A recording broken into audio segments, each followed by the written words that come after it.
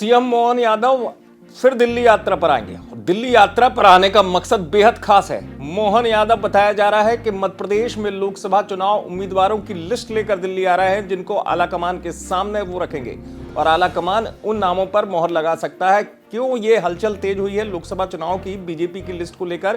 क्योंकि कहा जा रहा है कि बीजेपी की लिस्ट जल्दी आना संभावित है और इसके लिए भोपाल में प्रदेश चुनाव समिति की मीटिंग भी हुई और चुनाव समिति की बैठक से छनकर जो नाम सामने आए उनको ही लेकर मोहन यादव के दिल्ली पहुंचने की बात निकलकर सामने आई है। आपको बता दूं कि केंद्रीय चुनाव समिति की बैठक होगी और कहा जा रहा है कि उसके बाद बीजेपी के मध्य प्रदेश के उम्मीदवारों की लिस्ट जल्दी सामने आ सकती है। भोपाल में हुई मीटिंग में करीब 23 नामों के मंथन की बात निकलकर सामने आई, जिन नामों पर मोहर लग जाएगी।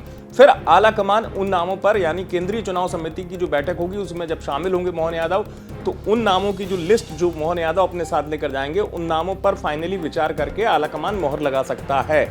आपको बता दूं कि बीजेपी तैयारियों के मामले में विधानसभा की तरह ही रणनीति अपना रही है और कहा जा रहा है बीजेपी के जो प्रत्याशी है उनकी पहली लिस्ट जल्दी आ सकती है और यही वजह है कि मोहन यादव की दिल्ली यात्रा महत्वपूर्ण हो जाती है। बीजेपी ने तैयारी पहले से तेज कर दी थी।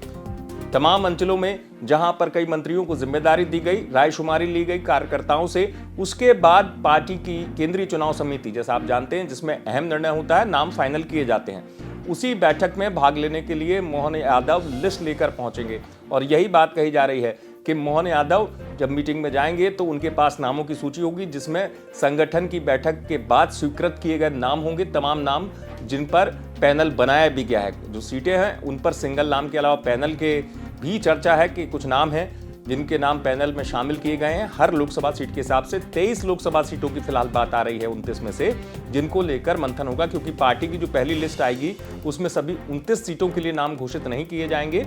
उनमें 20 से ज्यादा जो सीटें हैं मध्य प्रदेश की, ऐसी संभावना जताई जा रही है कि उन पर प्रत्याशियों के नाम बीजेपी घोषित कर सकती है। यही वजह है कि मोहन यादव का दिल्ली आना पार्टी की लोकसभा लिस्ट से जोड़कर देखा जा रहा है। बीजेपी ने पहले भी रायशुमारी कर ली थी और खुद पार्टी चाहती है कि जल्दी लिस्ट आए और मध्य प्रदेश में संगठन पदाधिकारियों की बैठक के बाद मोहन यादव का दिल्ली आना इसी ओर इशारा कर रहा है। आप देखते रहे MP तक।